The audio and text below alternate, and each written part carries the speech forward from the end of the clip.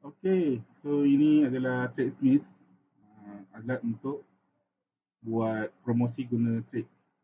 Simple je, masukkan info produk. So saya letak di jeruk mangga. Saya ambil info ni daripada Shopee. So tadi tajuk. So ini info dia.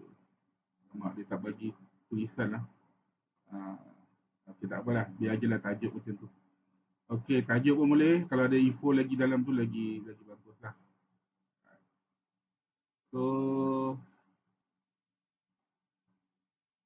pergi kat sini tadi balik.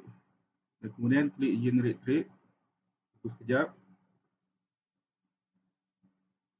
Nanti dia akan tunjuk dekat sini. Okey, dia tak semestinya untuk affiliate Shopee saja. Apa sahaja produk boleh. Asalkan ada link produk tu, sebab kita akan promote link kat ujung dia sekali. Okey, contoh ni, korang masih tengah mengantuk gila dah masuk minggu pertama kerja tahun ni. Vibe dia lain macam sikit, mata berat kerja minimum bla bla bla bla. Tadi nampak member sebelah meja asyik mengunyah jeruk bau dia je dah buat kecuali Leo. Paling best, tapi kena cepat sebab stok bekas makanan terhad. Baiklah.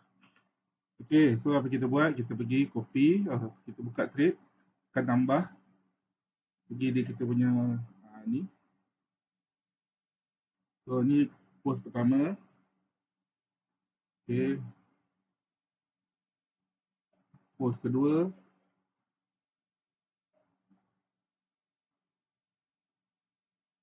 Post ketiga.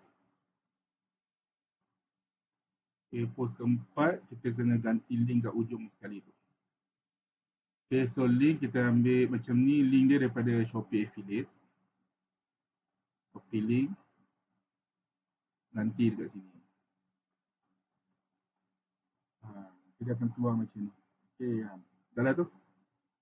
Kat sini bolehlah nak edit apa-apa, bagi nampak cantik sikit ke kan.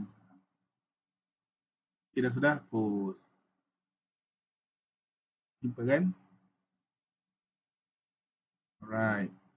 Okay. Lepas tu kat tepi ni, ada produk-produk yang lain. Mungkin kita malas nak buka baru ke, kita klik je dan tidak akan buka balik produk-produk yang kita dah buat sebelum ni. Okay. Kita nak rotate something like that lah. Okay. So itulah dia, TradeSmith memang khas untuk promote produk melalui trade. Okay. So masukkan je info produk, nama produk, nanti dia akan lebih detail, lebih bagus lah dia punya ni. Boleh tak nak generate post lain? Boleh. Dia dah generate, contohnya mangga ni kan. Bila dah generate, ini post yang tadi, kita klik lagi sekali, dia akan generate baru, konten yang baru.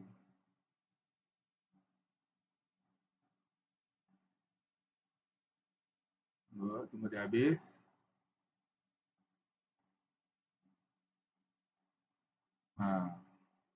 Okay. Kita mungkin buat generate versi lain. Dia akan buat lagi yang lain. So kat sini kita ada version 1, version 2, version 3, macam itulah.